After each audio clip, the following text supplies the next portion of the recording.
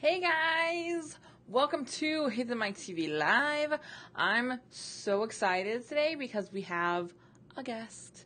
I'm super excited.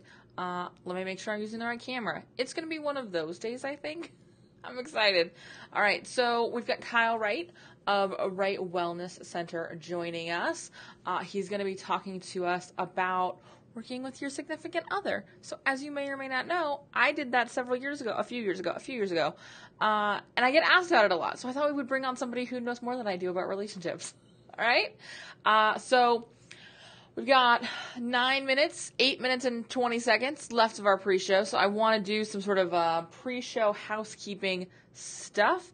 Of course, if you are joining us live, say hi in the comments and let me know where you're watching from.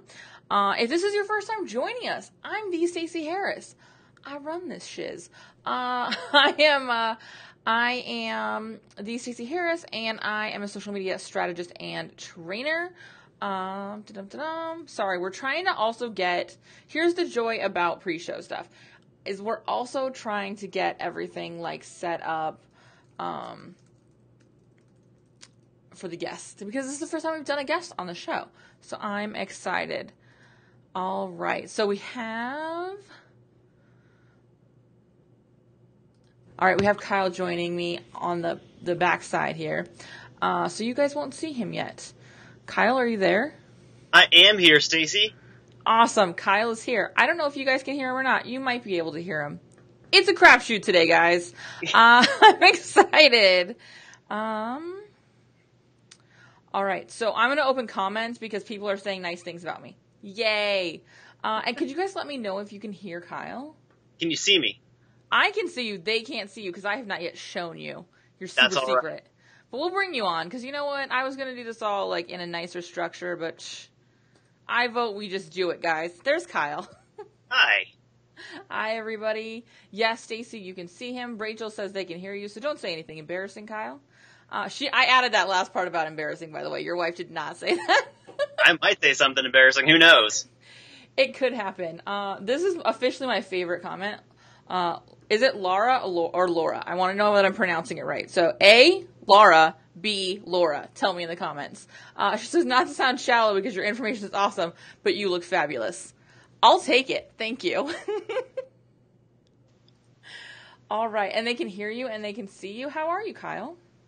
Oh, I am good. I'm slowly reeling my head back into my body after running around today. We're in the middle of a move. We're getting ready for a launch. Nothing in the closet because we don't have any chairs. Because you have literally nothing in your apartment to diffuse noise. Literally, this is the best acoustic setup we have. It's this or the bathroom, and I figured this would look a little bit better. Way to bring your A game. I like it. All right, so before we sort of officially get started, this is kind of where I just ask where everybody's from, and we have Stacey, who has a great name, joining us from San Diego. So she's also joining us from a fabulous location. So clearly she wins today. She also says yay for closets. So you're clearly not the only one. I actually know a lot of podcasters who use this trick because it's so much easier than having to soundproof your office because you have all these clothes that will do all the work for you. Oh yeah. It's a common trick. And your wife says we're both adorable. I won't make her choose who's more adorable, but I think we both know who would win. We won't make her pick favorites. And spoiler alert, guys, because this is the pre-show. Rachel's actually going to join us next week. So it's we're getting both parts of Wright Wellness Center. It's too good to bring into one episode. We had to do a 2-part situation. They're just too much awesome for one episode. It competes with me, let's be honest. And you don't want to compete with yourself. That's right. And Laura says she's in Wisconsin. Is it still cold in Wisconsin? So I don't know anything about places where it's cold. I'll just be honest. I'm it's May. I have a friend who lives in Minnesota, and legit in May, she's been yeah, it's snowing. I'm it snowed and hailed in Denver in May. It just kind of comes and goes. It's a little bit bipolar here. It's 90 degrees today. It was hailing yesterday for a little bit. See, I grew up in Phoenix, Arizona, and we have similar weather in the summer where it will be super, super hot, and then monsoons will roll in, so it's like dark and cloudy and rainy. And like, because, I know it's this way everywhere because at some point it stops raining, but it could literally be like the front of your house is dark and the back of your house is a gorgeous sunny day. She's which side?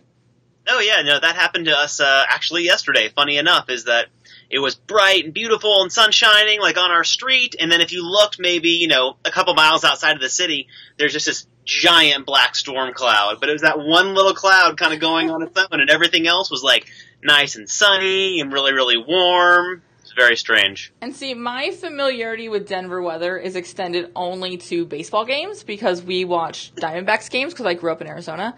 And so every time the Diamondbacks play the Rockies, I'm always like, it's a crapshoot. It could be July and get snowed out. I don't know what happens up there.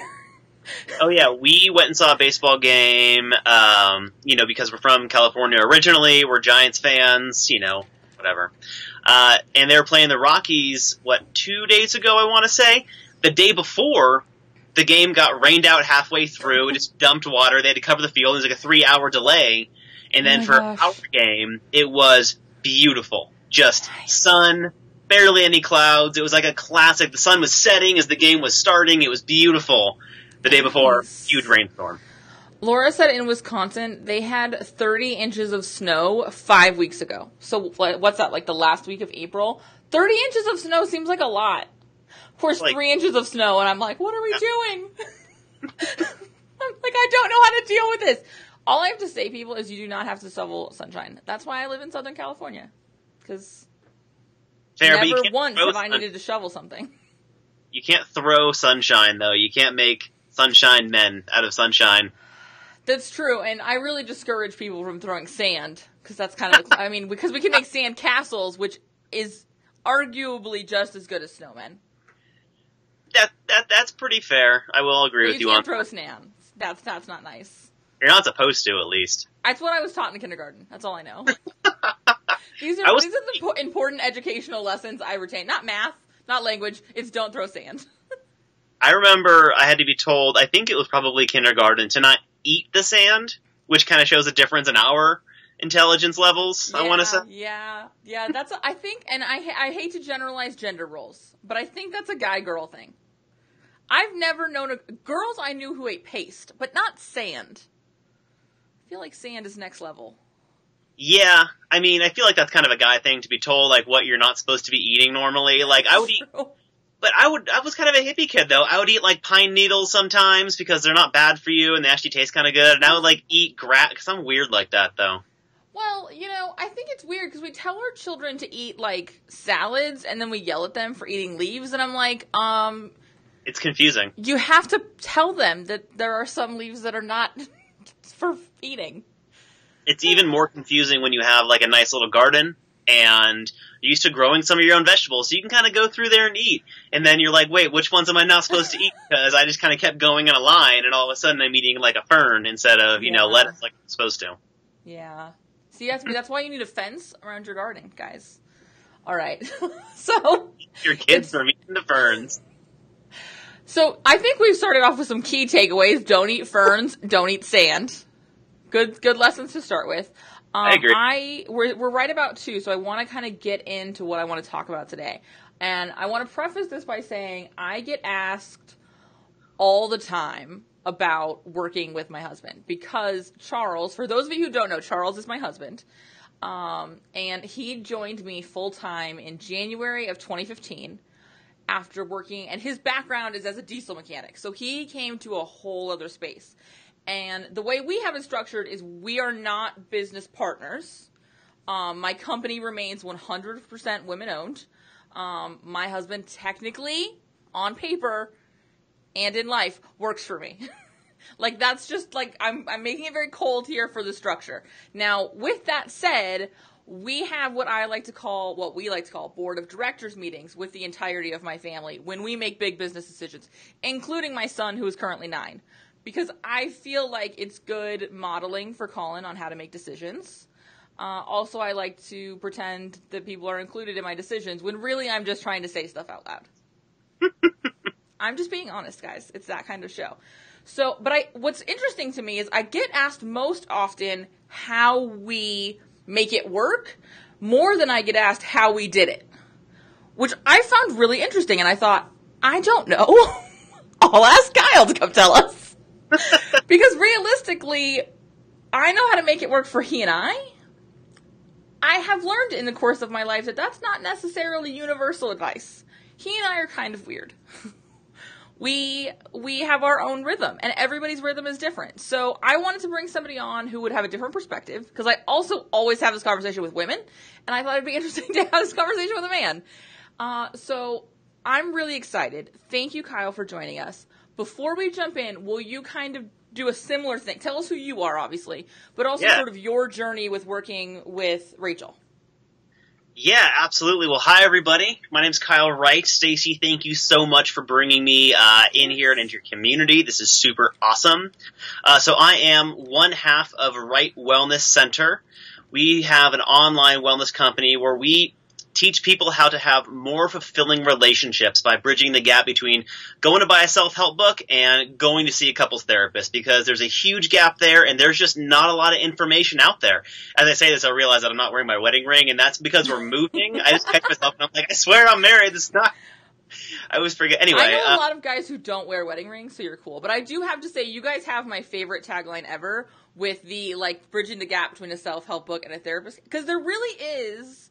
I mean, in so many ways, relationships, life, there's such a mass spectrum where there's, like, not really a ton of resources and support. Like, there's, like, here's a pamphlet, here's years of therapy. Like, I need a gray area. Well, exactly. And, traditional therapy comes with a whole different scenario. Insurance plays a part in some of it. It can be very messy, and it may not be what a lot of people need. That was kind of the origin of the company, is that Rachel, my wife, is a marriage family therapist, and she was having people come into her practice that didn't need therapy. They needed to know how to have a conversation with their partner without, like, calling them names, or how to navigate a fight without being, rude to each other, or, how to be loving and caring in just the right way with their partner. Totally. They didn't need traditional therapy. So yeah, that's what we do. And, that's Wright Wellness Center. That's awesome. So Rachel is a legit hours and hours and hours and hours of pro bono work to get her certificate, like, therapist. 3,000 hours. It's crazy. So when full disclosure, I met Kyle online earlier this year, but we met in person, and you and Rachel and I bonded in a major way very, very quickly. Like, I want to say, like, 2 months ago? It was March, right? I don't know. Time flies. March. Time has been flying by. I don't even know. Whenever the Todd Herman 90-Day Year Live event, that was it. And what really struck me was the fact that she came from this really structured background, but you have a totally different perspective. So tell me a little bit about your background and how you guys decided to maybe work together. Yeah, so I didn't go to college. I tried many times. I don't learn the same way that other people do. It's just I have a different way of thinking, a different way of understanding stuff. I don't like being told I need to do something like prerequisite, like English classes or math. Math like 76 or whatever it is, and I did not get along. And I went and worked in the restaurant industry for a little bit because I wanted some life experience. I wanted to bartend because I saw the movie Cocktail once and I thought it was awesome. And I wonder how many, like, bartenders that movie is legit responsible for. Probably more than we as a culture should be proud of. Like, I don't, and it's nothing like the movie, by the way. If you're wondering if bartending is a glorious and glamorous career, it can be, but it's mostly not. So anyway, I met Rachel I was a corporate trainer for my company. I was going and opening up new restaurant locations where I met her when she got hired as a trainee. And then fast forward 1 year later, she's on the training team and we hit it off, and that's kind of the end of our story, or the beginning of our amazing story. But I've always wanted to run my own business. I've always been an entrepreneur at heart. I just knew I didn't fit into the same category of going to get your MBA or going to do business-specific trainings. It's not something that came naturally to me. So when Rachel and I first started talking about me leaving restaurants and what I wanted to do, this whole concept started out as me being her intern for lack of a better word. I was going to run her email server, I was going to take care of all of her payments, and I was going to run her calendar for her. And that was like the beginning of what I was going to do, because she had a successful, thriving therapy practice in San Francisco. That's awesome. And it's interesting to me, and this is one of the things that I really want to talk about in the course of our conversation today, is it doesn't always have to be completely figured out what the end result will be when you start working together. Like, I think one of the best things we've done is kind of like figure it out as we went along, sort of where I liked him in the business, but also where he really thrived and excelled. Because I know for Charles and I, we're drastically different people. In fact, we are polar opposites in almost every way, which is why our marriage works so well and why we work so well in business. All of the things I hate, like math, he does really well.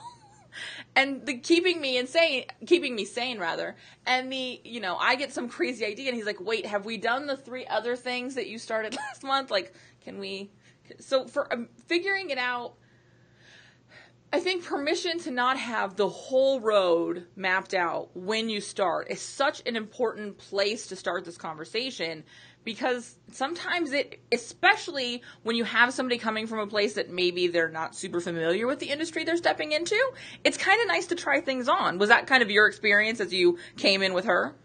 Oh, absolutely. I think that, one of the big things we kind of learned is you can never look ahead and predict the future very accurately. You can only kind of understand something by looking back and connecting the dots. The Steve Jobs quote that someone we're learning from right now is very, very heavy on. And it's super true in the way that if I look back over, because we've been doing this together for about almost 3 years now, 2.5 years since we kind of had the idea for the Wright Wellness Center and everything, I would say every 3 months, what we thought we were going to do changed. At first it was going to be like, Kyle's just going to be an intern. Then Kyle's going to be doing back-end stuff and learning coding, which is ridiculous because why would I think I would ever learn that? But I thought I was going to. But every 3 months, my position in the business and how we are going to work together completely has changed. And it's been, let's use past experiences in a way that we didn't think were going to be valuable. It turns out that, me teaching people how to bartend and being in front of people talking for 9 years is super valuable when it comes to doing things like this, because at first I was like, I'll be in the back end. I don't have your degree. I don't have your training. It'll be easier, probably better for everyone if I'm in the back. And the longer I tried to do that, the worse both of us felt about kind of how it was structured. And so we changed it. And so definitely taking constant looks at how things are going, even on a daily basis, and then applying that for your next week at a time and trying to figure it out in small portions rather than in 6 months it's going to be this, was super helpful for us. So can you tell me a little bit, and this is where I'm going to dig into like where you have knowledge that I straight up just do not have, because I think you know me well enough to know that I have to work fairly hard to consider other people's feelings when it comes to my conversations. I'm always like, this is what we should do, this is a great idea, just follow me and it'll all work out. And you say that's a bad thing, but a lot of people need like that directive friend. It works for me. But it is something, I do work to exercise the muscle of like, okay, what do you want? So how do you suggest, as we're doing this, because it's going to evolve, it's going to change, how do we broach that subject? Do we have sort of regular check-ins on the calendar where we sort of touch base? Is it something we literally at the end of the day every day are like, so do you hate this yet? Like, how do we broach this subject so we can make sure that our partners, we're bringing them in, is getting what they need from it too, especially as they're coming into somebody who's maybe a very strong entrepreneurial leader and just like, would you just do what I told you to do? Not that conversation has happened in my relationship at all. Well, to answer your question, yes, you check in and reflect every day if you need to. You do it every week. So we do once a week. We do it every couple of days just because there's so much going on right now, especially in our business and our lives, because I'm sitting on the floor and halfway through a move. There's so much going on that if you don't stop and look at it and see how that worked and how that affected you, even for 20 minutes, like if you were in a bad mood for 20 minutes after a certain phone call, look at why that was and try to figure it out, because those things are going to happen over and over and over again. So one of the best things we do, we check in most nights and look ahead for the next day. Say, okay, so today has been crazy. I feel good, though, about what we did. I feel productive. Tomorrow morning we start at 7. We choose, so a small one at night, and then each week we'll kind of do a check-in of where we're going, and then based on a business, if we complete a big task or we finish a workshop or a workbook or whatever, we'll look at how that went, what worked, what didn't, and make sure that we apply that next time we do something. Awesome. I like that. And I also like that Rachel is like, such a great question. Hasn't happened here either. So, Kyle, anything you care to share? Safe space. You know, it totally happened. I get that's the value of bringing two people together who can work well together. That was actually a blessing that we had early on because we were corporate trainers. We were good at standing side by side and teaching together. We were not great at working together because she was a trainer for the servers and I was a trainer for the bartenders. And so we were natural enemies, right? We didn't even like each other when we met, to be fully honest. Like, we were butting heads right away, and I was like, this girl's my favorite story, by the way. They straight up hated each other, guys. Don't let it fool you. This took time.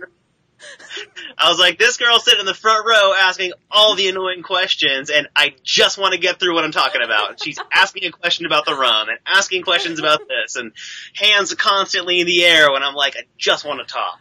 And I was a giant dick at the time anyway, so it makes sense. It's interesting. It's interesting, though, because Charles and I met working together as well. So I wonder if there's something to be said for that. Although, when we met, he was my boss. So I have now exacted my revenge. Whenever I bully him about stuff, I'm like, well, to be fair, you were mean to me that one day. It's locked in the vaults. But as you guys have questions as we're having this conversation, drop them in the comments. Yeah. I'm being super selfish here and asking the things I want to know. If you guys have specific questions, ask away. We will just keep Kyle here until he answers all of them. And then we'll do the same thing to Rachel next week. Don't worry. So what I want to talk about next is, as we're having these conversations and we're checking in with each other, do you have any other suggestions around how do you guys structure sort of work time and couple time? Do you have rules around, like for Charles and I, when we go out on date night, we make every effort to not talk about work, or it turns into a working dinner. Is that something that you guys have in place, or you suggest, or is it just sort of depend on the people? Well, so what we'll do is, if we need just a date night with no work and anything else, we'll be very clear about it in the way of either if we're going right across the street, for example, we won't bring our phones, and we'll very intentionally keep the conversation away from work. We do kind of a hybrid, to be honest. Sometimes, for example, because the work we do in relationships, a lot of our social media work, for example, via Instagram or Facebook, because we just don't use Twitter or Snapchat or any of the other weird things out there. So if we're on a nice date night and we happen to be kind of in hybrid work mode, take pictures of our food and each other and mix that into social media for the time. But if it's a real, if it's kind of a fancier date night, or it's a very intentional, couples date night, we will make sure we put our social media stuff away and kind of direct the conversation towards each other rather than our, joint efforts at work. But it really depends on the situation. And the way we figure it out is just by telling each other what we want and being kind of open about it. That way, if, we need to talk about tomorrow's launch product, we can do that over a few drinks before we get down to dinner. But it really depends on the situation and how we're feeling that day. Well, and I'm glad you answered that way, because I really wanted that to be the answer, because I feel like, just how often do we need to check in? You guys mentioned, not only are you moving, you're kind of nomading it for 2 months between now and your destination. There's a lot in flux. You've got a launch going on. So what you need right now may be different than what you need in November from a check-in standpoint. So I love that depends, but I also love that sometimes it's sometimes it's a little bit of both, and sometimes it's, no, we need just you and me time. And I think for Charles and I, it leans more towards it's got to be you and I time, because we also have a kid in play. And so it's okay, we have carved out time where it is only the two of us. Here's our time. Because we ran into, and I'm sure if anybody has worked with a significant other, you've run into this too, where we're laying in bed and sort of talking about our day, and suddenly we're like, yeah, I could do this and that, and I need to follow up with so-and-so, and did you get such and such done? And now we're having a meeting. And I'm like, I was trying to go to bed. I just wanted to sleep. And it can evolve. So I think being really honest with the other person, because more than once I've looked at him and went, I'm done. I'm done. Either we talk about something else or there's no talking. Because I can't anymore. And he's been the same way. He's like, I don't care at this point. I need my wife, Stacy, not my boss, Stacy. Right? And so I think that is so important. And it's a conversation we had before we got started. Like, especially with Charles's personality, he's a little more laid back than I am. I know it's hard to believe that I'm not laid back, but he really is the laid back one.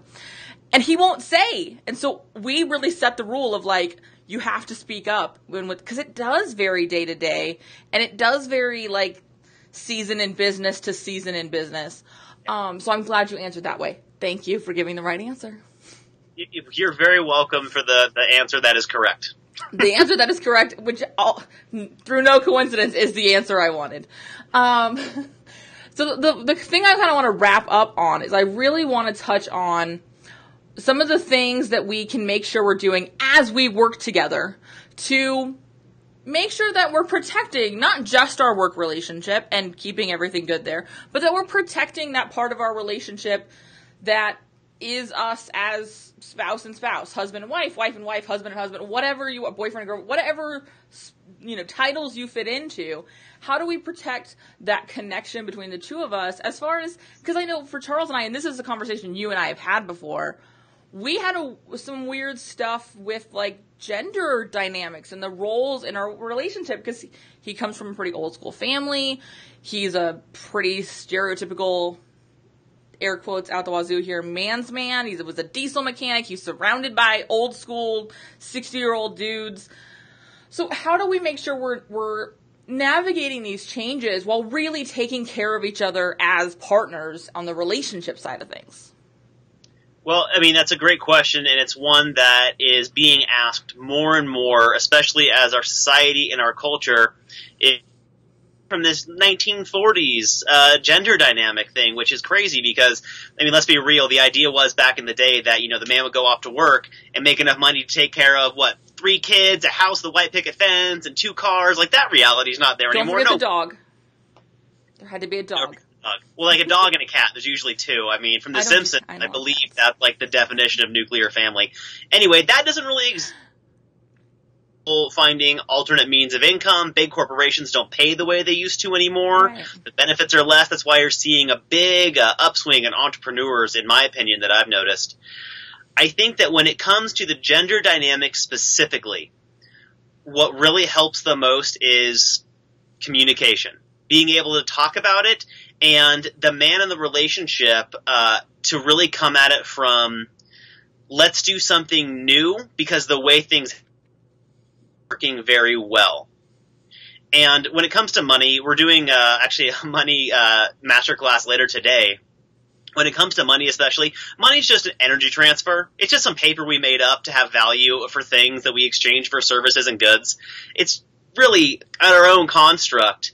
And so when you can work together with your spouse to bring in like the energy or the money that you want to live the life that you want, it's actually a great way of bonding together. And if you have, like, for example, the difference between what Rachel and I do, you and Charles do, is that Rachel and I are co-founders. We're 50-50 right. Everything in the business, so we make joint decisions for everything where, you're Charles's boss, and that's the way that you guys work things out. But what you're doing is you're bringing in your energy, your money together. It doesn't matter whose name is on the side of the wall. Right. It's your both efforts are bringing something in that's better for both of you than what it was before. Totally. I think that's the biggest thing to remember is that you have an option to go do something different with your partner to bring in something that's going to bring you closer together is what it's going to do. Absolutely. And okay, I'm going to make you pause right there because I want to ask Rachel to do me a favor. Put the link in the comments for that money masterclass because that's going to be really, really a really solid first step. If this is something you're looking at and this is something that you're like, well, maybe I want to do that. I'm a big believer that as an entrepreneur, whether you work with a partner that you're in a relationship with or just or you're all alone, Your mindset when it comes to money is critical. Whether you're in a relationship with somebody who you work with or you're in a relationship with somebody who you don't work with, the money conversation is a huge conversation. And so I want to start by saying, like, Rachel, just put that down there for me. Okay, thanks. We're just going to put Rachel to work. As we move forward, though, I want to talk about, because I know you work with guys in this sort of evolution, like I think you call it like the modern man kind of thing. This evolving of sort of the traditional gender role for men, right? Yeah. Yeah, so I coached men one-on-one in my program called Modern Masculinity. It was close, though. To be fair, I'm not your target demographic. To be fair, there is, a huge difference between you and my target demographic. Well, like I said earlier, a lot of guys nowadays, we're still struggling to kind of kick off this 1940s aesthetic of what it means to be a man. And a lot of us grew up being told what it means to be a man, and no one ever asked what it feels like to be a man and what you want to feel like to be a man. You know, you look at all the stereotypical, like, guy things, it's like, chop firewood, drink whiskey, like black coffee, all these crazy things. And I mean, I've done all those things, but the manliest thing I've ever done was cry in front of my wife and show my emotions and tell her that I'm scared shitless to open up our own company. Like, what is that? That's terrifying. Yeah. That's been the manliest thing that I've ever done. I've climbed mountains and all these crazy things, but that's not what it is. It's what I feel like sometimes, but being able to, share who I really, really want to be and who I am currently with my wife, that's what, in my opinion, masculinity is. And I love that, and I think that kind of honesty from a masculinity and a femininity standpoint is so critical, because especially my generation of women, we were so taught to be independent but also still like subservient to our husband, like be independent but not too independent, because it's weird. I was really lucky because I got one of those moms that was like, you don't need to get married, you do you, and I was like, yay. So I was really lucky, but not everybody was that way. A lot of women were taught with this sort of like, get as independent as your husband allows kind of school of thought. Thing where it's like, be a homemaker and be Barbie, but then also you can go be work Barbie, but only for a little bit, and then you got to come back and high heels back on and all that stuff. You also need to make like 3/4 of what your husband makes so that he remains comfortable with the situation. Which is so weird. The whole concept, preaching to the choir. But that's why I like so much about what you guys do, though, is because you're talking about having these conversations, whether it's in this realm of working together, or it's in the realm of your sex life, or it's in the realm of, just being in a relationship and caring about each other and making sure everybody's getting what they need. That is in connection with who we are now, with this generation, not with these sort of like very old school, maybe outdated, not super relevant thoughts. No, not at all. And I think that especially in the entrepreneurial world, which is great to be in, there's just no room for that kind of thought process anymore. And I see that, translating to as more and more women get, their side hustle or they're starting to open up their own businesses, you're seeing a smaller area for that old school mentality to exist. And I for one, think it's a super positive thing, because, I mean, I wouldn't be able to do what I do without my wife. And I know that, the value of working with someone as incredible as her is absolutely there. And there's no reason I'd want her to earn, 3/4 less? It's insane. Or a quarter less than, I don't know. It's never made sense to me. It doesn't make sense to a lot of us, yet somehow it still exists. And I love that perspective, and it's something that, Charles and I do. We have these conversations regularly, where it's like, are we happy with everything as it is currently laid out? And he says the same thing. He's like, babe, you doing what you do means that I get to, go to Colin's school stuff and all those things. And we have a very sort of flipped. I am the one who leaves and goes to an office, and he is the one that cooks, and I mean, he works from home too, but I think being comfortable in those roles and knowing that as long as you guys are cool with each other, that's really all that matters. Exactly that. And I'm glad you brought that up too, because Rachel has the ability, she can work 4 more hours a day than I can. I hit a certain amount of hours and I'm just done. I'm like you. Nope, feet are up, brains off, can't do this. But I still do. I like to say 99% of the cooking. I mean, the reality is that it's like 100, but like I don't want to, Rachel does. 1% that restaurants do. I know. I follow you on Instagram. I see all of the delicious food that you cook. Rachel can cook quite well. I just prefer to do it.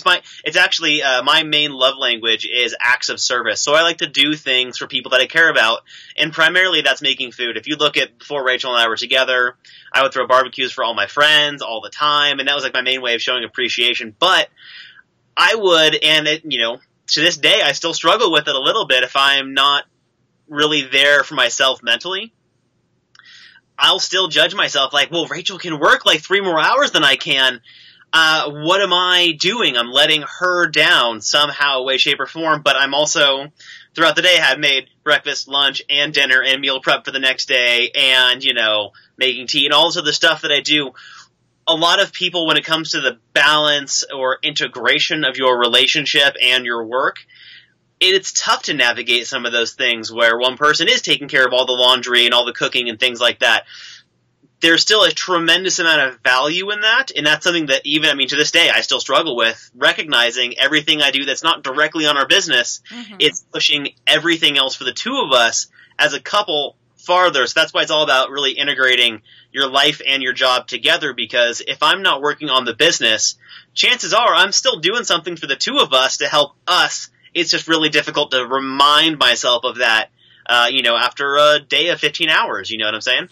Absolutely. And it's interesting because Charles is very similar. He's always had jobs where he moved around.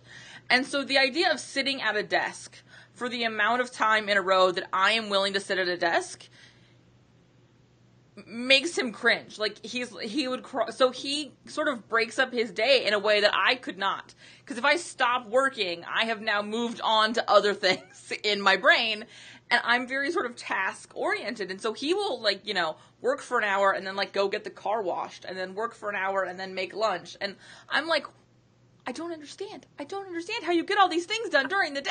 Because I'm like, I worked for 8 hours in a row and I'm good. And he's like, no, I couldn't. And so I think finding that rhythm for you and being okay with it being different than your partner is such a great thing for you to share, because again, we're all unique. All of our relationships are unique. That's why it's so important for us to have this conversation. And it's why it's so important for you guys to have the conversation together, and your needs change. There are times where things are different. I absolutely go through seasons where I'm like, I could absolutely work.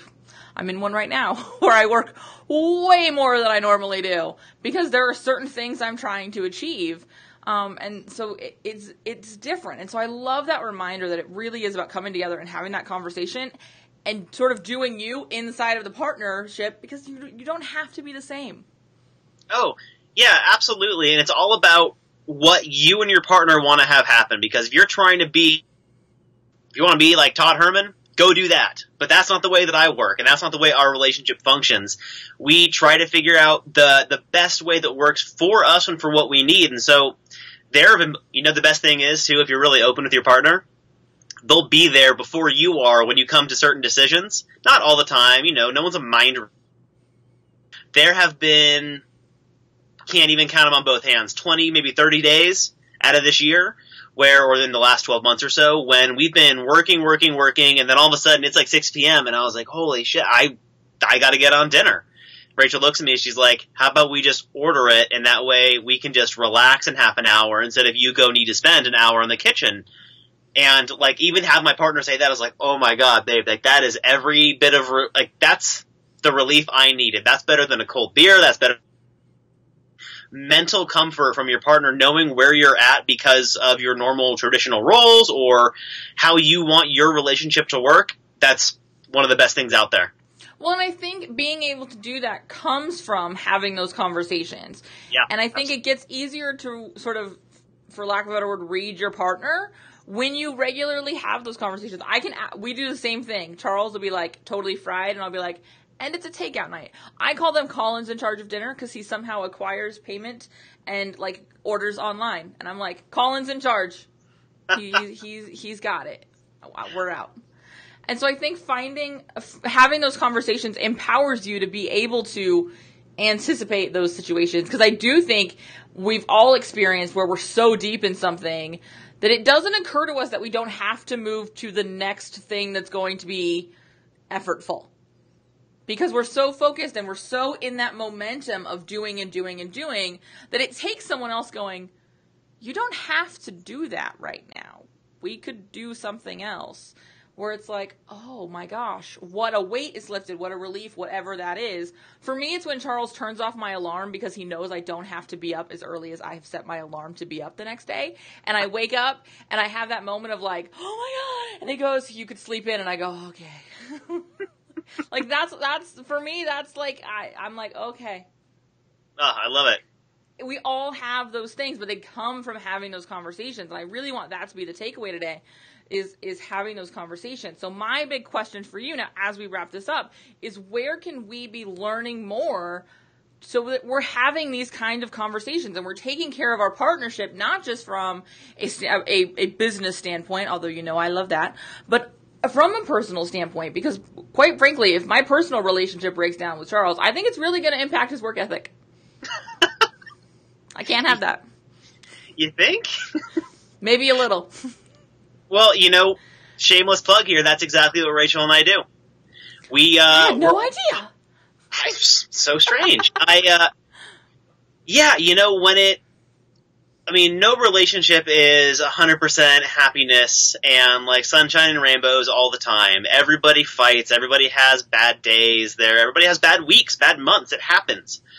It's all about how you want that to affect your relationship long term, and it's all about kind of how you and your partner want to reconcile and move forward. So it really relies on communication skills, which is kind of the first step to everything. So we are in, as you mentioned, we're in a launch period. We're going to start opening up our cart in the middle of June. We're super excited. I'm so excited about this, guys. I've known it's coming. Spoiler alert, I had pre-notice of this. I'm so excited for people to get to check this stuff out. Sorry, go ahead. I'm just really excited. Oh, no. I will sit back here and relax. You can just keep doing keep saying the first. I'm so excited. Well, no, what I want you to tell them about is the challenge that you guys are running like next week, right? Yeah, so June 5th, 6th, and 7th in our Facebook group, which is the Wright Wellness Center community, we are running a 3-day communication challenge that is going to, I don't have a drum roll, literally improve the communication in your relationship in 3 days or 72 hours, depending on how you want to look at it. That's amazing. And I will put it, after we're all wrapped up here, I will drop a link for you guys in there because awesome. I just want to say, full disclosure, I am an affiliate for them. I'm an affiliate for literally 2 other programs. That's the whole, I get asked all the time to do it, and I say no, except in situations where I know that this stuff is going to be of value, and I know that this stuff is going to be something that is a difference maker. I hate the word game changer, so we're not using it, but a difference maker. Something that really feels better, that works better, that changes the way you're functioning. And so I'm super excited for this challenge. I will be going through it, because I'm a big believer that you should not wait until things are broken to start fixing them. I'm all about preventative maintenance. I am, after all, married to a mechanic. So I have learned that I'm supposed to, change things before the squeaky brakes happen. Not that ever happened to me before.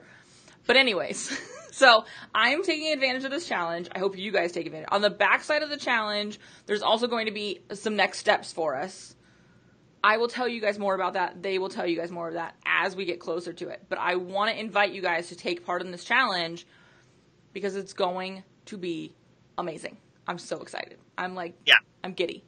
Yeah, the challenge itself is going to be super fun. Each day we're going to be focusing on, I can't even talk anymore. We're going to be focusing on each day their own little relationship communication tips and how it works, and we'll be doing live videos in the group and a bunch of interaction. It's going to be super transformative for your relationship, and the best thing that I think people are going to come away from this challenge with, they're going to feel better. They're going to feel comforted. When you realize, when someone opens a door for some positivity in your life, a better way of running your business, or some way of fixing the sink a little bit easier next time, or you found a place that does oil changes in half the time. Like, little things that make things easier make us feel good inside. And We're going to be communicating in your relationship easier, and you're going to get that warm, comforting feeling of like, oh, okay, like we're not on the train wreck doom ride in our relationship. We can actually come back to where we wanted to go. We can go where we want to be and be closer together when we get there. And I think, again, the value in it is you don't have to be on the way to that train wreck thing to start doing this work. You don't have to be where it's like, I'm already miserable. Because I feel like when I get to that point in past relationships, I'm already done. I'll be honest, I've already left in my mind. That's just where I'm at. I gotta do me, right? And so I think for me, it's so important, even if you're like, oh, I'm good. We talk all the time. There's always incremental improvements that can be made. I call them incremental upgrades. There's always changes that can happen. There's always things that can evolve, especially if you're sitting in that spot where you're looking at working together. Because I will tell you, the hardest part of our marriage was not the first year or the second year or I'm trying to figure out how long we'd been married it was the 6 months after he started working for me. And even more so, not the 6 weeks after he started working for me, where we attempted to share an office. Big mistake. I need my space. And he listens to really weird stuff. I don't know what his deal is. He's a weird guy. We needed our space. And so, knowing we were not in a bad place, we're not in a bad place now, but how can we make sure that we are keeping ourselves in a great place? And so that's why I want to really encourage you, no matter where you are in a relationship, whether you're looking at working together or not, be sure to join Rachel and Kyle for this challenge because it's going to be amazing. I will absolutely put a link in the comments in a second. And awesome. Rachel has something super helpful to share. She says, my goal is to show everyone who has ever said our communication can't change that they are so wrong. Because I feel like that's a good goal. Well, you know what's funny is that, oddly enough, the longer people are together, the less they think they need to do any work for their relationship. One of the most common things we hear is, we've been married for 10 years. I know everything about my wife. I don't need to know anything else. Like, are you choosing that, or are you really thinking that nothing new has happened in 10 years and no one changed whatsoever? We're changing all. As someone who has been married 10 years, April was our 10-year anniversary. Congratulations. We're not the same people. Thank you. We're not the same people. And I would like to remain married for another 10, 20, 30, potentially 40 years. So I feel like we should keep checking in. Absolutely. I mean, especially because we are speaking with a more entrepreneurial group, what company figured it out in a couple of years and they're like, done. No more meetings. We're just going to do exactly what we did that time forever. No meetings. Yeah. As somebody who really loves getting the new iPhone every year, I'm going to be super glad Apple doesn't do that. Well, yeah. I mean, think about it. If there's a new iPhone every year and there's something new about it every year, your relationship is also going to need those little upgrades throughout each year. And only through communicating and sharing are things going to be any better or different. And a great example is, even in our relationship, when we started out running the business together, I was a train wreck. I had no idea what I was doing. I had tons of confidence issues, and I didn't think I could ever do anything like this that I'm doing right now with you. And so I would constantly be trying to self-sabotage, and it was only through constant communication and, honestly, some really difficult conversations was I ever able to share how I felt with Rachel, how I truly felt with my partner, what I was really afraid of, and only through that was she able to understand and be a supportive business partner and a supportive wife and help me in my transition into who I am and what I do now, because I'm not the same person I was at April when I was meeting you in person for the first time at the year event. I'm not the same person that moved to Denver a year and a half ago. We're constantly changing. It's only by communicating with your partner that you're going to get more comfortable as time goes on. Totally, and I love that. And I want to just add that this is relevant even if you like the idea of retiring your spouse or getting them out of their current job and have zero interest in actually working together. There still is a new dynamic that has to happen, because I have had friends who are like, oh, we're definitely not going to work together, and they just sort of both started their own separate things. You're still together a whole lot more than you were when you had regular jobs, and you have to balance that. You have to learn. Yeah. Charles and I talk. We joke. We learn to fight with each other. He knows when I'm actually fighting with him and when I am just being a brat because I'm in a bad mood. Like that was our big communication thing early. Was he had to learn to read when I was just being a pain in the ass because I do that for attention because I'm a child. But I'm comfortable because with that. you communicated and you are open and honest with each other, you reached an understanding, Totally. and you're able to function around that understanding. Absolutely. Awesome. So I will put the link in the description for the challenge. I'm so excited. If you are watching this, well, you are, but because you heard me say that, it's been a day, guys. It's been a day. Make sure you go into the comments and type SHOW, SHOW, because here's what happens. Betty, the Facebook bot, she will remind you next week when we go live again with Rachel, the other half of Wright Wellness Center. And we're going to be talking about more relationship stuff and balancing your relationship. Maybe if you don't work together, because guess what? Dynamics change. Things change. And I'm pretty sure that she will make me talk about feelings because she likes to do that to me. Yeah, she'll make you talk about pretty much anything. Feelings. Bring on the feeling. That's what she's good at. Awesome. Thank you, Kyle, for spending almost an hour with us today. I genuinely appreciate it. I had a great time chatting with you, and I'm very excited for you guys to get to Orange County already so that we can go to Disneyland. Me too, and thank you so much for bringing me into your community. It's been a pleasure being here, and I'm super happy that we got to follow up on a conversation from back in April. And I'm just really excited to be here, and hopefully anyone took away some positive comments from what we were talking about. Totally. And like I said, I will put that link in the description and in the comments. Have Betty send you a reminder, and I will see you guys next week. Bye.